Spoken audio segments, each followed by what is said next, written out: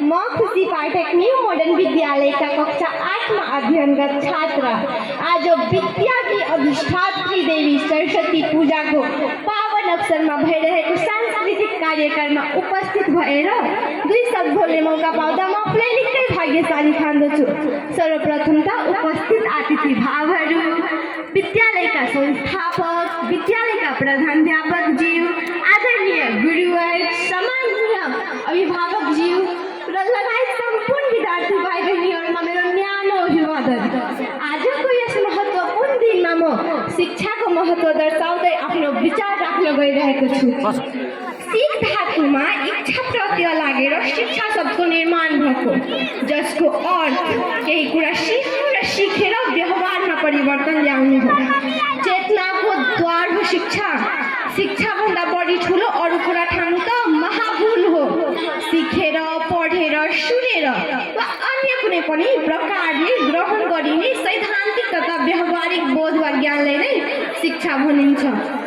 विश्वभरिमा शिक्षा मात्र एउटा यस्तो चिज हो जसलाई जति पनि पर्यटन गरे पनि बाँच्न सक्दैन, जति पनि पर्यटन गरे पनि चोरी गर्न सक्दैन र जति पनि बाँच्दाखेरि त्यो बढ्दै जान्छ। आजको यो 21औं युगका शताब्दीका युगमा विद्या हाम्रा लागि धेरै नै, शिक्षा हाम्रा लागि धेरै नै इम्पोर्टेन्ट हो, धेरै नै महत्त्व रहेको छ यसको।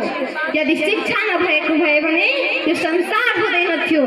यदि शिक्षा नभएको भए यो संसार अन्धकारभित्र गुज्रिन्थ्यो। आजको युगमा शिक्षा तेस्रो चम्किलो आँखा भएकोले र मानव जातको लागि एउटा महत्त्वपूर्ण आभूषण भएकोले यसको महत्त्व निकै ठुलो रहेको छ। मानिसको व्यक्तित्व विकासदेखि राष्ट्रिय निर्माणसम्म शिक्षाको महत्त्वपूर्ण भूमिका रहेको छ। त्यसैले त आजको वर्तमान राजनीतिमा पढे लेखेका युवा पुस्ताहरू आउनुपर्छ भनेर उत्पन्न आइरहेको छ। त्यो शिक्षाकै देन हो। नारी र पुरुष दुवै शिक्षित भए भने मात्र हामी समाज र राष्ट्रको उन्नति गर्न सक्छौँ। तर अहिले पनि हाम्रा समाजमा कतिपय बालबालिकाहरू यस्ता छन् जसले आफ्नो जीवनमा कहिले पनि पढ्ने मौका पाएका छैनन्। अहिले पनि कतिपय छोरी जात यस्ता छन् जसले बाहिर गएर पढ्ने अनुमति पाएका छैनन्। तर भयो, अब अति नै भयो। अब हामीले समाजको मान्छेलाई ज्ञानी बनाउनु पर्यो र बुझाउनु पर्यो कि जति शिक्षा पुरुषका लागि महत्त्वपूर्ण रहेछ, ठीक त्यतिकै नै नारीका लागि पनि महत्त्वपूर्ण रहेको छ। यो जति पनि अन्धविश्वास, सामाजिक समस्या जस्तै सती प्रथा, दाइजो प्रथा र अरू समस्याहरू यो जति पनि छन् नि, यो समाधान हुन सक्छन् भने केवल मात्र शिक्षाले गर्न सक्छन्।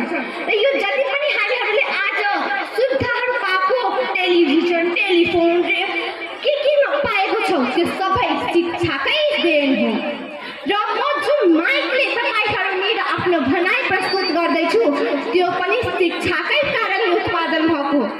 आज हामीहरू अन्तरिक्षसम्म पुगेका छौँ, त्यो पनि शिक्षाकै कारण हो। अमेरिका संसारका सबैभन्दा विकसित देश हुनुका कारण पनि मात्र यो हो कि त्यहाँका बढी प्रतिशत व्यक्तिहरू शिक्षित छन्।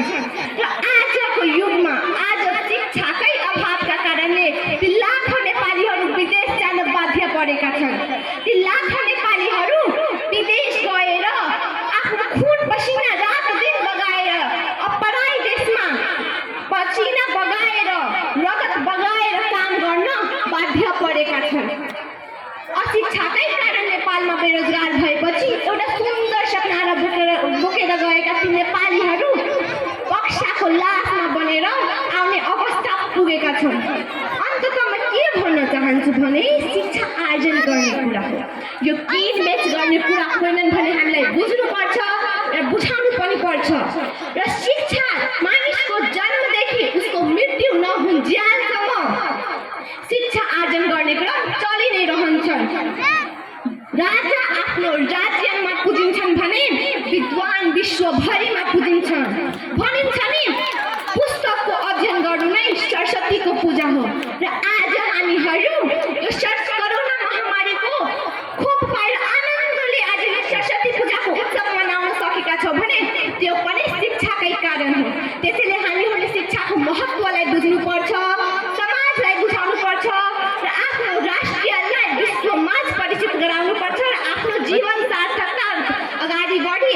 आफ्नो देशलाई आफ्नो राष्ट्रलाई विश्वमाझ परिचित गराउनु पर्छ।